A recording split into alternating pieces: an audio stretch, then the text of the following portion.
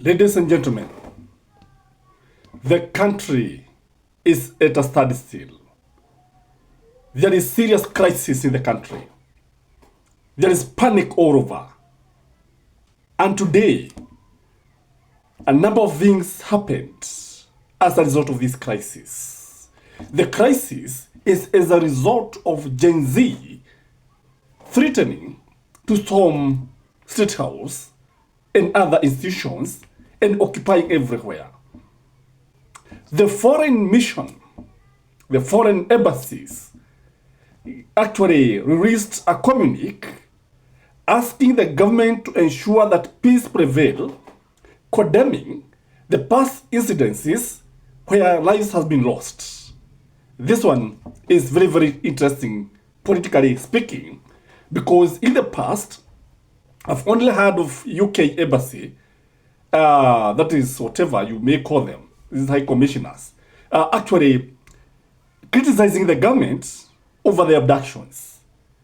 But today, that Germany, France, all the Netherlands, the Netherlands, and all the other European Union members, that they decide to give a joint communique is very, very interesting.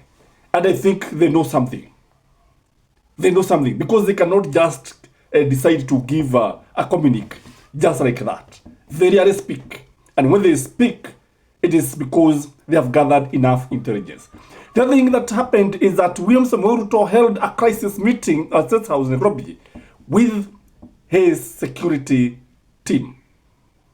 After the meeting, I noted that William Samoei Ruto gave a speech. In fact, before he gave the speech, I noted Murkomen, when he was speaking, the microphone fell down. Yeah, iliaguka. Kabisa. I don't know whether Murkomen was panicking. But when I look at President William Samoei Ruto, he was actually pleading with the policemen. Pleading with them that the government is going to protect them.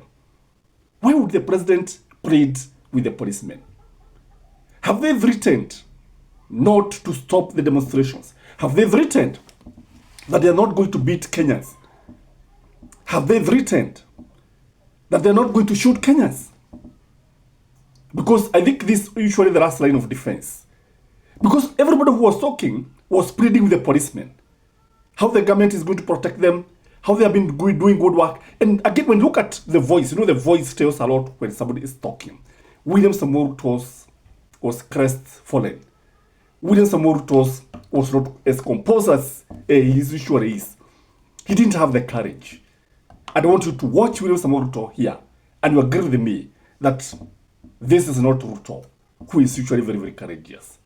I think the Gen Z have scared everyone. Without stability, we don't have a nation. It is just as simple as that.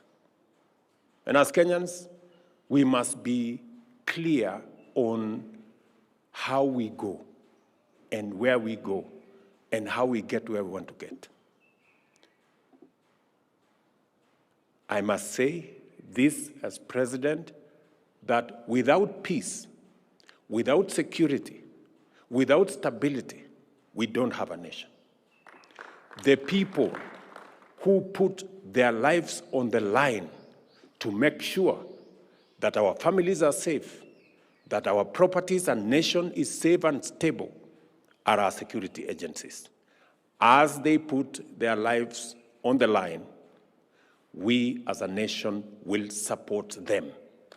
This administration will stand by them so that they can discharge their responsibilities within the law and make sure that our nation is safe.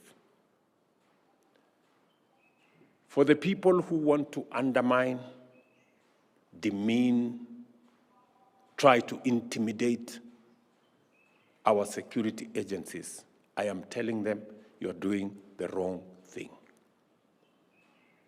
Our security men and women deserve every support that we can muster for them to secure our nation.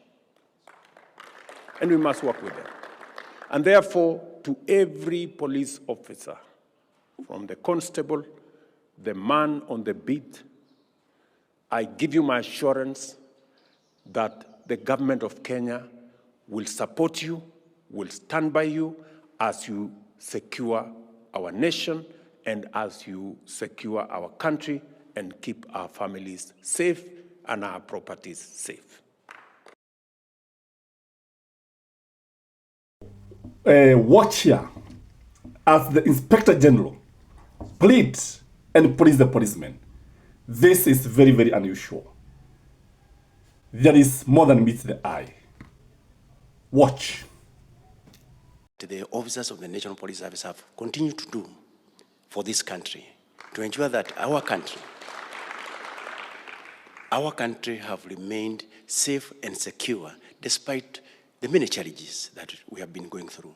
And I want to assure them that we stand with them, we support them, we want them to execute their mandate to ensure that our country remains safe from north to south, from east to the west.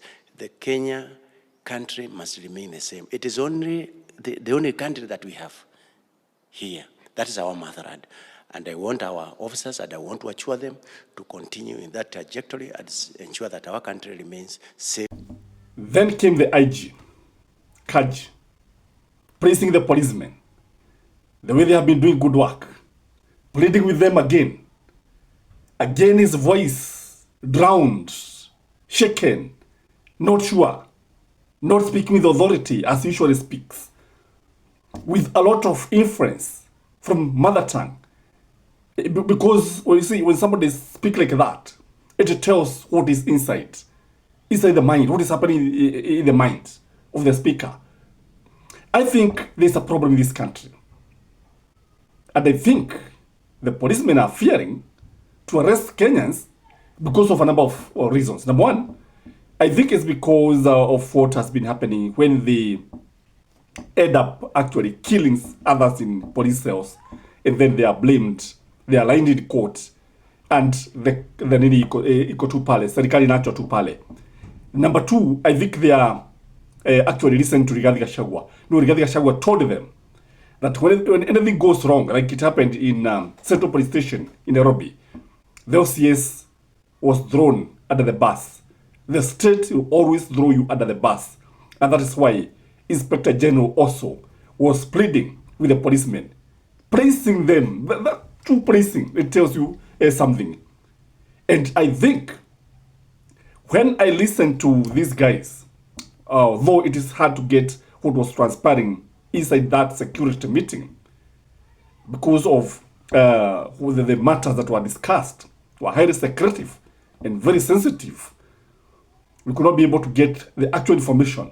But judging by the way they are talking, one thing must be about the policemen. Policemen complaining maybe about the salaries. You know, they were promised that they would get a lot of money when UDA took over. Up to this point, they have not. Maybe complaints about their medical health insurance, because what is happening to them is that they're not getting the service that they deserve, yet they are being deducted a lot of money. SHA is not even helping, and they are not alone.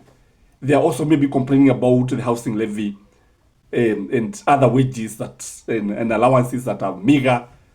I think there's a complaint in the police, and this is something that is shaking the government. Now the elephant in the room is that the Gen Z are not feeling. In fact, I was trying to see what is happening in the social media. I looked at TikTok, and this shocked me. I found a number of Gen Zs who have written their eulogies. They have written their eulogies. What does this tell you? That they are prepared to die. That they have given their all. And this one would shake anybody to the core. When you see Gen Z writing their eulogies, I even saw it in Tura, that is X. It is something that is worrying, ladies and gentlemen. I also noted that a number of schools closed area. This morning I noted a number of schools that sent pupils in the morning, around 10 a.m., they were sent home because of fear of tomorrow. Ladies and gentlemen, I don't know what is going to happen tomorrow, but there is fear, there is panic. The nation is on the edge. Ladies and gentlemen, what do you think will happen tomorrow?